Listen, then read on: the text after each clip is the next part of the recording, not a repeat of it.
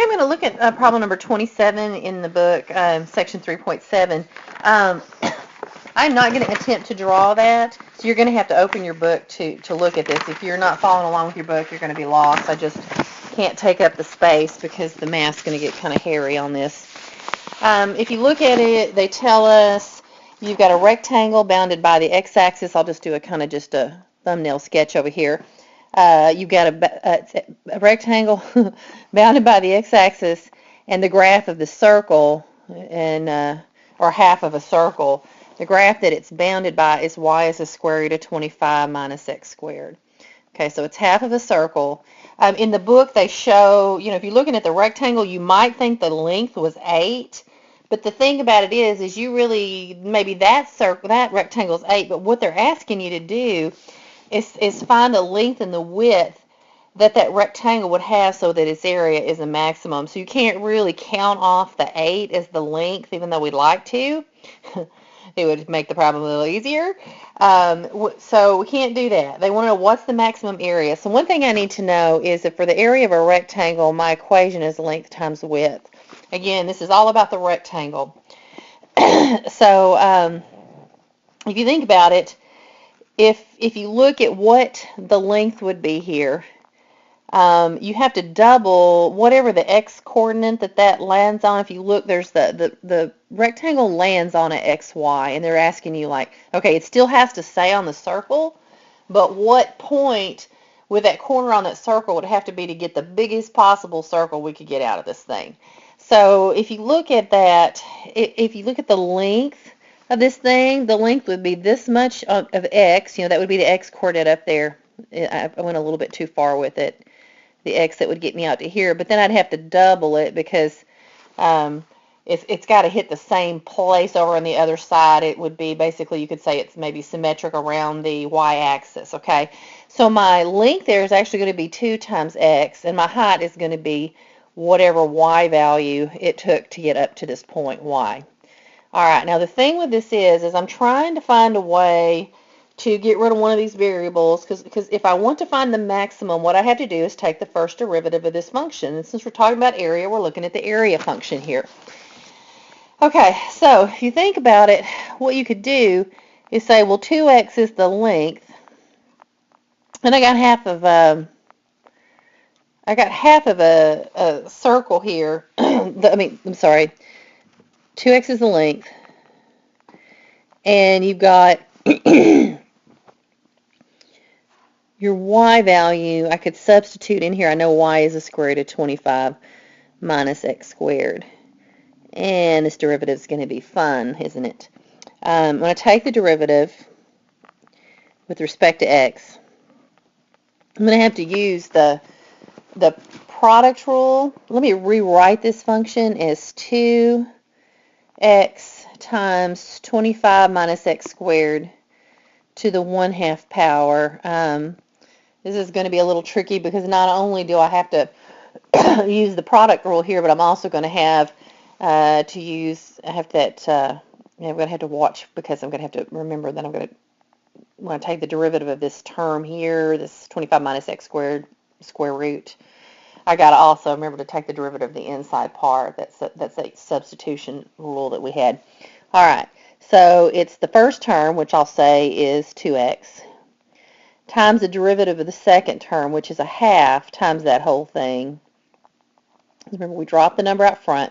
We subtract 1, so minus 2 over 2 would give us minus 3, let's see, 1/2 minus 2 over 2 would be negative 1/2. Okay, so it's negative 1/2. And then I got to take the derivative of the inside. The derivative of 25 is 0, but the derivative of minus x squared would be minus 2x. Okay, and then I got to say, okay, plus the second term, which is I'll just list it as 25 minus x squared to the 1/2, times the derivative of the first term, which is 2, and I'll just stick the 2 out front here. Okay, so let me go ahead and clean this up. 2x, this 2 and this 2 is going to cancel out. I'm going to have x on the top of the first part. Oh, there's a minus 2x, so it's a minus 2x x squared, isn't it? Let's see, minus 2x squared, because here's this and here's this we got to combine, over, I'm just going to go ahead and write this as the 25 square root of 25 minus x squared. I'll go ahead and make it back into a radical, plus 2 times the square root of 25 minus x squared. Okay, now if you remember what I'm going to do with this, I'm going to take this derivative and define my critical points, which my maximum or minimum would be a critical point, and we want the maximum area here. I got to set this equal to 0. Now, when I do that, one thing I can do is just scoot this term over to the other side. It's a negative 2x squared over 25 minus x squared. When I scoot it, what I'm going to have is 2 times the square root of 25 minus x squared is equal to positive 2x squared over the square root of 25 minus x squared.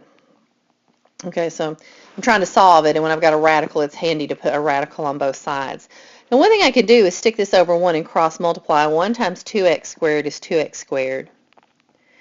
And then I've got, if I cross multiply this way, it's 2. And because I'm multiplying the square root of 25 minus x squared times the square root of 25 minus x squared, I get just 25 minus x squared. Okay, so I cross multiply to try to solve this. So now this isn't as bad as it looked at first. It's going to be 50 minus 2x squared. Let me get all the terms on one side. So let me add 2x squared over here. And I'll go ahead and subtract 50. And now I'm just trying to collect all my terms on one side.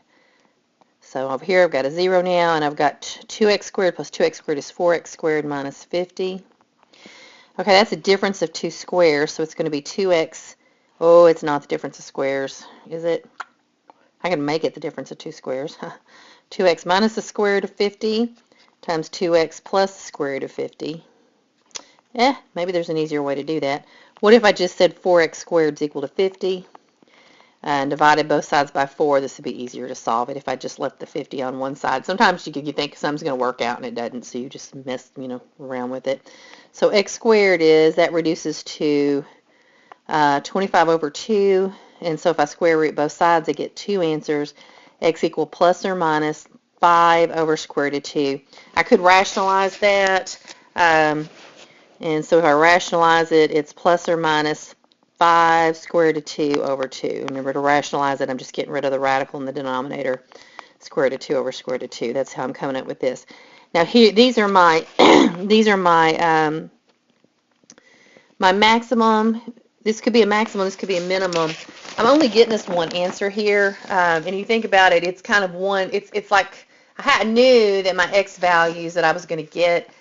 It's going to be a mirror image over the y-axis. So right here, what I've got here is just really, we're talking about one critical point here.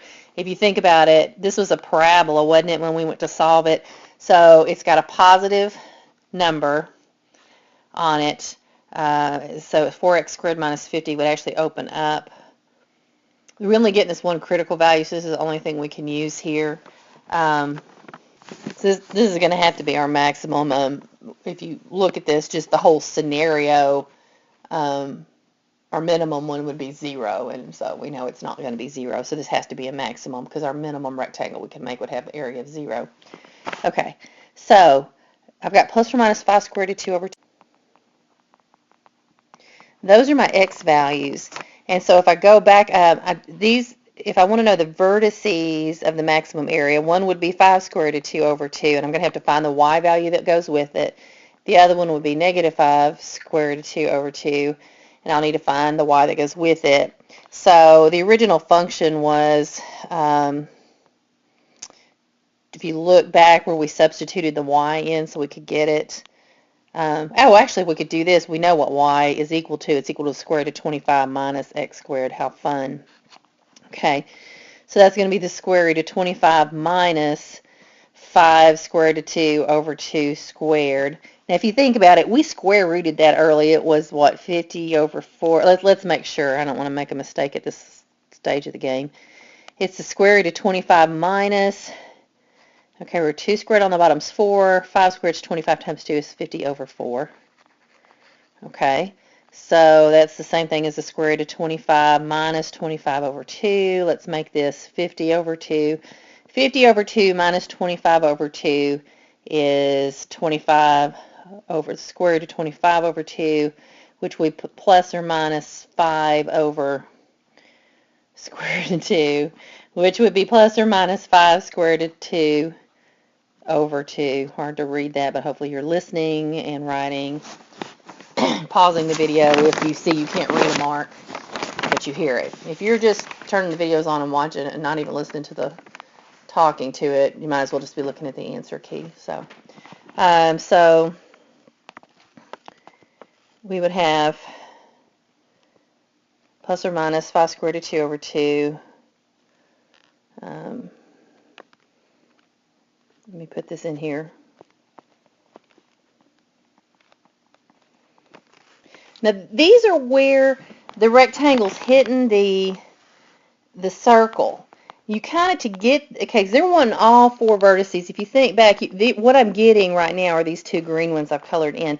How are they coming up with these at the bottom?